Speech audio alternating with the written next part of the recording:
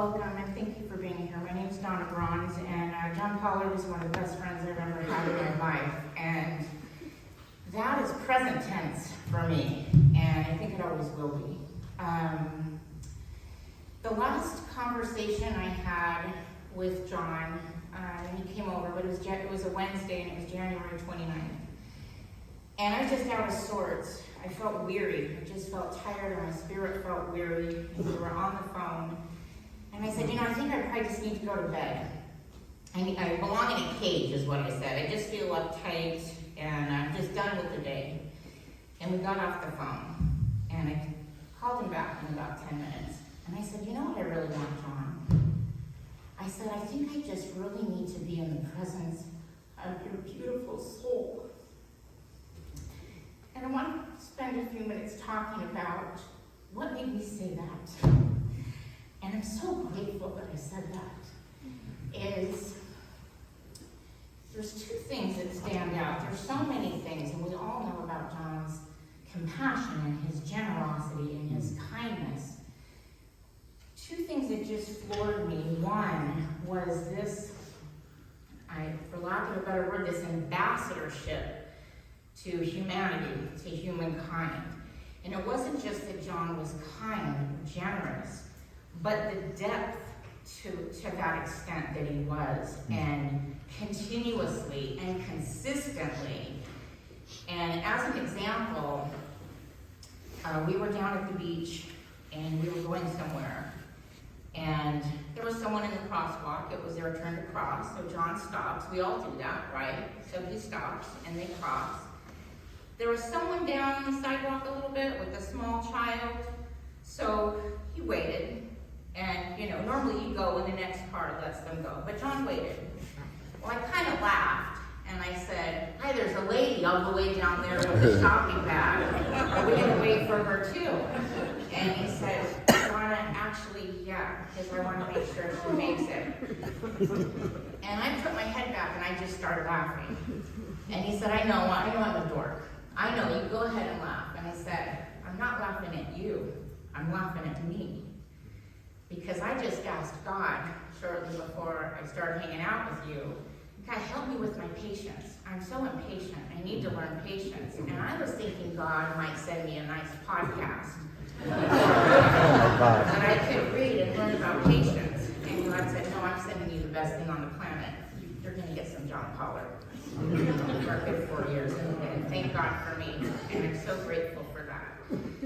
And he was just like that. I have some dear friends this morning that just met him last summer at the beach, and called me once they heard, and just like, I'm so grateful that I met him. He's so kind and generous and gracious. And the reason I talk about this ambassadorship is because he seemed really, he was so enthusiastic about, how can I help? Let me seek to help you. I don't know if anyone knows this, but in maybe a few weeks before he passed, he said, I'm going to do something. And I just did my first gig. He wanted to go into rest homes and just play the guitar for people. And I said, why? What made you do that? And he goes, I just think it would bring them joy if I just went in and played the guitar. And I was just astounded, like that's just so perfect. And we talked about some music selections, and he came back and he goes, no, these people want to get down. They don't want to. You want to put them to sleep. And so I'm going to do some other songs. But he was so passionate about that. And that's so contagious. I love that. Where he would just seek to help. How's your day going? Oh, not so good. I have some anxiety. Patient I'm caring for isn't doing that well. He would send me a prayer all the time. And again, the depth of this service and the consistency of it every day. The other thing I want to talk about that just blew my mind, and I just got a front row seat to this, was watching how John interacted with God. The first time John stayed over, he's I'm looking for him, and he's actually on his knees at the bedside. Like, remember as a child, those of us that prayed like this on our knees? This is John Pollard, 70 years old, on his knees. And the second time I said, can I ask you what you pray about? He said, everyone I love, humanity, my wife, my children, you, the men that I sponsor. I was floored, and I loved it, and I was drawn to that. First thing when he got up, every day, without fail, on his knees, the same prayer.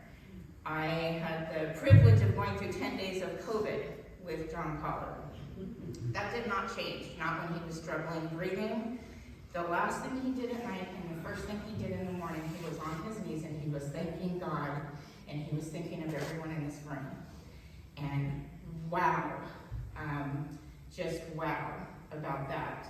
And I also saw, and you know, he didn't brag about it, that wasn't his way, but if he picked me up from the airport, if we got driving in the rain, it was always a moment in the car. And I'm always ready for the next thing. Let's go. What are you doing? I'm thanking God. We'd go up a really steep trail. And oh, this is so hard. It's so hot. What are you doing? Because he's just going steady, the tortoise and the hare. He's just going, what do you say when you do that? He goes, Donna, I just put one foot in front of the other. And I say, let go, let God. And that's just astounding to me. I was moved this morning. Pastor mentioned kindness, and I was meditating this morning. I have this little book. It's called In God's Care. And I was just walking out the door, and something told me, just go back. Just look at what it says today on January 24th. And it says, fortunately, acts of love multiply. We can inspire at least 2 people right now through a loving deed or thought.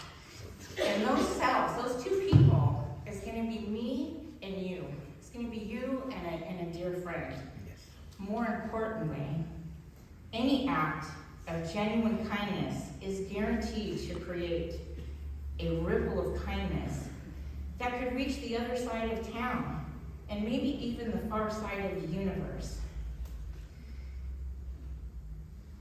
Let us all practice this more often and deeper and more consistently. And let's think of Johnny when we do this. Thank you.